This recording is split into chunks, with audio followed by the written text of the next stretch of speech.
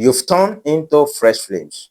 This is where yesterday core members becomes today's voice of inspiration.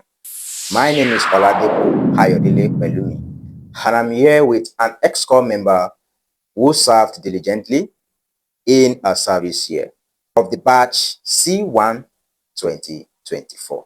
It's nice to have you here on our show today. Thank you very How much. was your journey coming down to this place? Thank you very much. You are My welcome. journey was not that stressful, actually. All right, you are welcome. Thank I you. appreciate that. Thank you. All right, let's go straight to the business. We would like to know more about you, your name, where you serve, just introduction about you.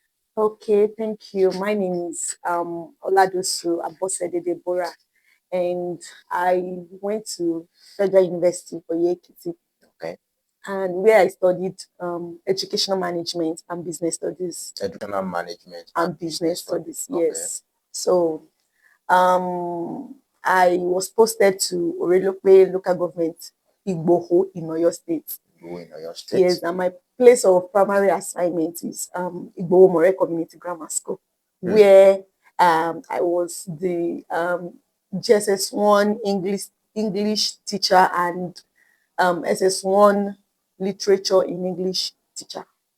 And actually, by the special grace of God, I'm engaged. Wow. Yes. Amazing. And I am privileged to be the CEO of Kampala Boutique Enterprises, That's where nice. we fill your wardrobes with intricate designs and vibrant colors. Wow. And which brings us to our motto, which says, when color bleeds, stories unfold. When color bleeds, stories unfold. Yes, yes. Wow. That's such an interesting one. Yeah, thank you. I don't even know where should I start from. But I'm going to start from one place. Okay, sir. All right, Miss Abosede Deborah. You served as a core member in Igbo More or local government. All right. You know, here on Fresh Flames, this is what we do. Our audience really wants to know the raw reality of what NYSC is all about. And to capture that, they will need someone in the system or just step out from the system. Are you getting it? Àmì ìmọ̀ bí Yorùbá ṣe máa ń sọ. Wọ́n ní ẹni oníkàn àti ń gbọ́pọ̀n. All right. A fẹ́ kẹ́ bá wa ṣàlàyé NYSC. What is NYSC in related to your journey, your experience concerning NYSC? Well, when we are talking about NYC, it's not something you can just joke with, actually. Because for me, a lot of people will say NYC is not an achievement, but for me, it is. Because when one gets to a stage where you didn't even expect yourself to be in a very long time, you tend to make it an target as an achievement. So it is an achievement for me. That is number one. Okay. And NYC is, let me say, it's a stage whereby shaped you into becoming a human being, like an adult. Because when you are being posted to somewhere you don't know anything about, when you are being posted to somewhere you cannot depend on anybody apart from God and yourself, you just have to, like, your thinking ability needs to step up. So I would say my NYC journey is a bittersweet experience. That is what I would call it, because there are some kind of things that I experienced that I did not expect to experience. And there are some things I also experienced that it wasn't like profile that way. Like, that was not what I was expecting. The way people assume it to be, it was not how it was. Because I felt, when you are watching African Magic and you feel like, oh, all these couples, in those movies, they used to like enjoy themselves and they'll just show where they are eating and all this discussing. No, it's not like that. Okay. It's a place where you like I've said, you step up your game. You have to like be a step ahead of your own game. So that is what the NYC journey is all about. As of today. Yes. All right. That's such an interesting part. Yes. All right, Miss Abosede Deborah. You said you graduated from Federal University of Ekiti. Ekiti. Yes. Is it immediately after your graduation you applied for NYC? Because I actually want to know the way you stepped in. Okay. No, I did not apply immediately. Actually, I finished my project late. Okay. Due to one thing or the other. Okay. So when I wanted to go for NYC, when I was like eligible to go for the NYC, I wanted to like work a little bit. You know, Awama Tapata the day by. No, I wouldn't even call us Tapata the day, Atere for the day. Yes. So because whatever Tapata the day, you will have strength where to step on, boy or you have to struggle. So I was thinking that I should like work a little bit before I go into NYC. I actually finished 2023. Okay. So I think August. So when I finished, I felt like, don't let me rush into NYC. Let me just work a little bit because you have to take a lot of stuff to the camp. Yes, so, and that period, I could not afford it. Okay. So when I worked, I gathered some money. So when I wanted to go for NYC, I was supposed to go with B1. So we were unable, they locked us out, like everywhere was blocked. In fact, I think they opened the portal for like, it's not even up to 24 hours.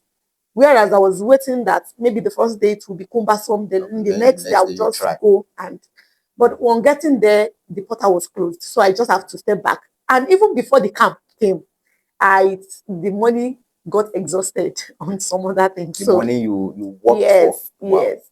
So when the day I was going for camp, I'm not supposed to be saying this, but I just want to say it just to encourage people out there that were feeling like, I don't have this, I don't have that. I only picked my clothes. So when I was going, my father prayed for me. He said, God will provide what you will, what your necessities, he will provide it for you. And God will have it. When I got to the camp, my bunk mates, they came with a lot of things that even if I feel like, as Omotoko, I won't like. No. I will not do as even if I've not eaten, I will not do as if no, I will not do that. So they will be the one offering those things to me. That now everything is just surplus. So I will just pick a little. They will say, so God just miraculously met with my needs. And well, is that great. God is that great. So it was like that. I can say all my tickets, new tickets, I filled everything because I could not go to my main market. Not that I'm too proud to go, but I could not afford it. But thank God, I went. I enjoyed my stay in camp.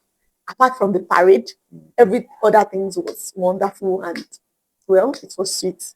So that's nice. Yes. I love that. I love that. Very interesting. Yes. Very interesting. All right.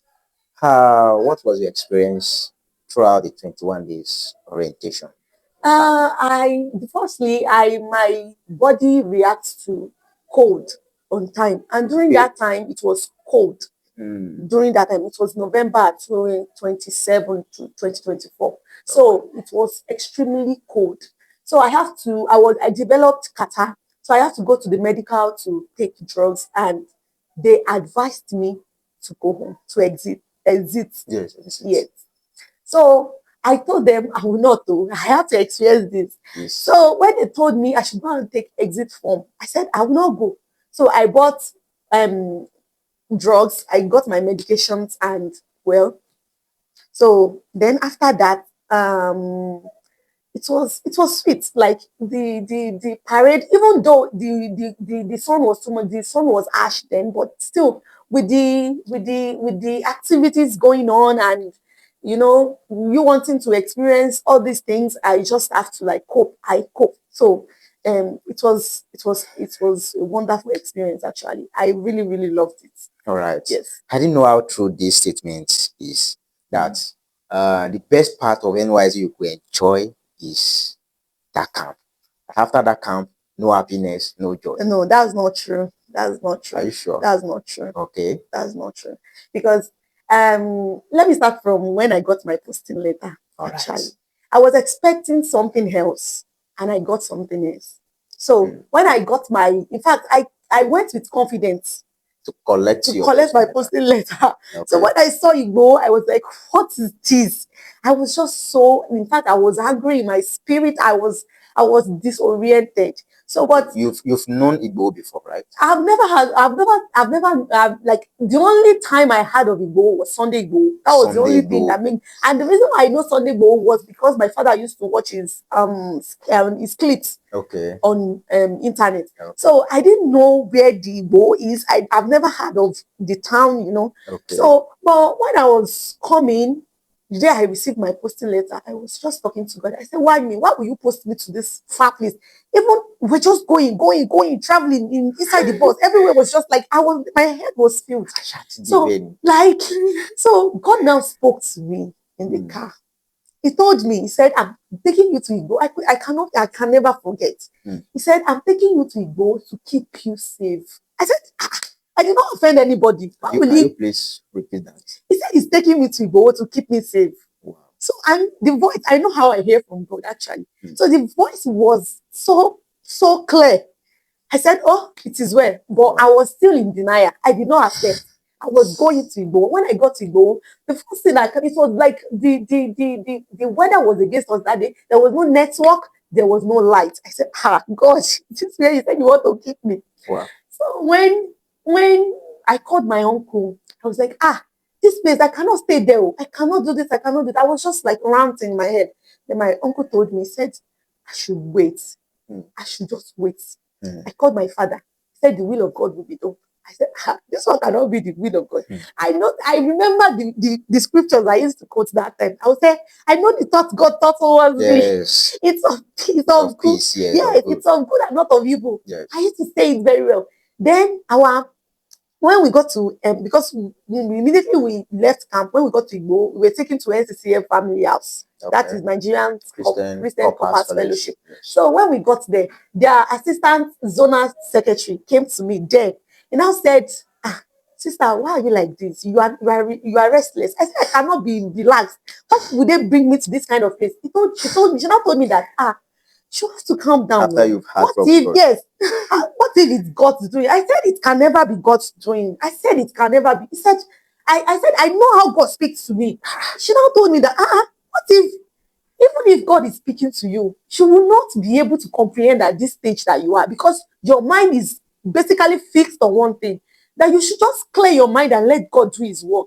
Then I now, like, my mind now calmed down. I calmed down. Then I was just like, okay, God, what did you actually have for me? Let me just hear from me. Okay. So God said, I've given you my answer. So ruminate back on what I told you. Then I just accept like that. That, okay, this is God's will. Let me just stay. So when I stayed, I never for one day regret coming to Igbo, actually, because I looked back with the kind of background I came from. I felt like I have responsibilities, and this 33K cannot do that. So, and my business, again, what was on my mind, the reason why I was reluctant in staying was because of my business, because I felt me transporting my business down to this place will not be easy on my own terms. And, this place is a bit far to Ibadan and everywhere. So, but God told me that he said I should calm down. He will establish me in his own time. So I agreed. Okay. So it got to a time, then I was thinking, how did I want to do it? How did I want to do it? Then I got some of my equipment and I started something. Like I've told you, I am into Kampala business, and I started making Kampalas. I mean, Adire for myself, like for myself, actually. So when people see it, they'll be like, where did you do this? I say, I'm the one that do it. This part of your product. Yes, this is yes, it is part of my product. So then it started from core members patronizing me. Okay. Then the outsiders too, they are patronizing me a little bit, though it is not what I want, like the way I want people to, but still, I still feel like I'm still doing something. At least when I feel like, then business will come then it will cover up. So I really bless the name of the Lord. I never for once regret coming. And in the part of taking responsibility, if I have been in a city or a more civilized place than this place, I don't think, in fact, I was telling somebody, I was actually talking to somebody, I said, maybe I would have been begging to eat because I have a lot of responsibility. My siblings, my younger siblings calling me, demanding for money, and I have to do it because I know, well, I'm in a place where to, like, I have to just carry up and stand up where, when our parents cannot meet up. So that is it. All right. Miss Abosede Deborah. Yes, sir. This your story is is the mixture of faith, growth, and Yes. what should I even call it again? All right, no problem. Yes, sir. And again, I was once served, I served in NCCF. Okay. Yes. So I was once a sister coordinator and welfare secretary. Sister coordinator. Zonal sister. Okay, zonal sister Yes. coordinator and Yes, welfare in Igboho. secretary. And I think that's Mama. yes, Mama. Yes. All right. So NCCF is a place whereby I would say God Himself brought me into. Though I heard about NCCF on camp, but you know, I didn't attend because I felt it is a mixture of denomination. And you know, based on beliefs and not being deep, I don't know how to put it, you know, with the kind of church doctrines and all that. So I felt like where my church, they don't drum, they don't do this, they don't do that. So I cannot just go there and just be. So that was why I did not attend. But when I got to Igbo, we stayed in family house with the vigils, with everything going on in the family house. I really, it's really brought me closer. In fact, it's made me grow more in prayers because I felt there is this urge for you to like test, for you to ask more, move closer to God, fellowship with Him. So when we got there, I was low, like I've told you, I was low on cash. So I could not move out, though my PPA was very far, but I could not move out. So I had to stay in the family house for the time being till I get the alawi, the coming alawi. So during those times, we've engaged in some kind of spiritual exercise, fellowshipping and everything. So I was privileged to become the mama, the sisters coordinator and welfare secretary. So I could not move out because I was the part of the principal executive. So I had to stay in the house to tend to the members and the executives too. So I have to stay. So I stayed. And God has been so wonderful. He has never for once made me regret joining NCCF and even serving as an executive. He has been so wonderful because even there are some times whereby I will feel like spiritually I am down, but you see members, my brothers and sisters, they will come around, they will encourage me. A lot of things. And during those times, they were the one that has been my family member because during my stay in Igbo, I did not travel down to my hometown to see my family members. They were my family members, so they stood by me even when there was even a storm that was so hard. Then they stood by me. I could say that I could it is a family indeed. All right. I would like to ask about the challenges. I think you've mentioned one that your PPA is quite far from where you stay. The family house. How do you manage to pay for rent? Rent? Yes. No, when you stay in family house, NCCF family house, you don't pay any rent. You stay there free. Like free? Yes. For that 1 year? Yes, Wow. yes. It's free. Amazing. Amazing. It's free. All right. The second one, do you even have any other challenges that almost break you down? What was that challenge? One of the challenges I faced that really took me, like hooked me then, was when I went for my biometrics and I was the only person that was not captured. Like I did my thumb printing, but it was not captured. That you mean that's monthly? Yes, it was not captured. And that took a toll on me because financially I was not okay. I could not do anything. I was just surviving, like striving to to feed myself. And like I've said, if not for NCCF, because they really took care of me during those times. They fed me, they encouraged me in words, they pray with me and all those. So when I was going through that, though there was still somebody, and one thing I can say about Igbo people is they are accommodating. There is this particular person that always look out for me, and he makes sure that whenever I'm down, he makes sure to check up on me. As NCCF are doing, he was also doing that.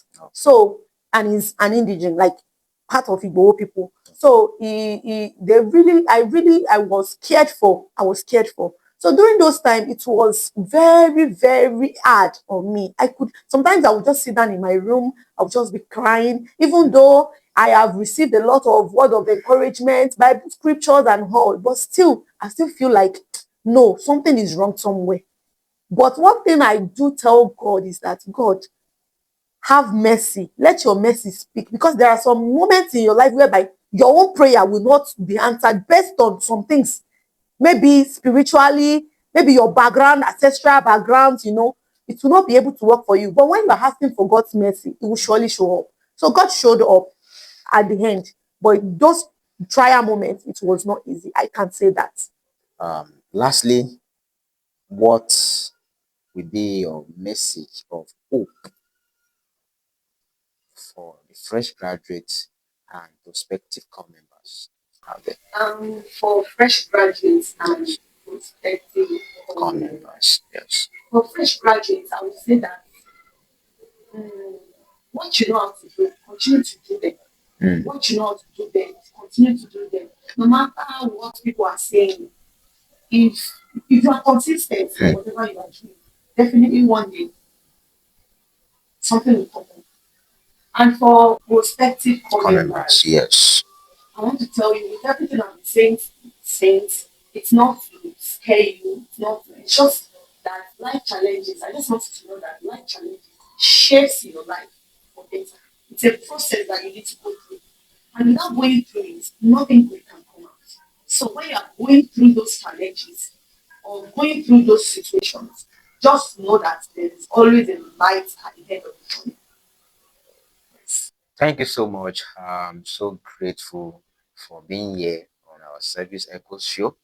And I believe the future is bright. Bala Boutique Enterprises.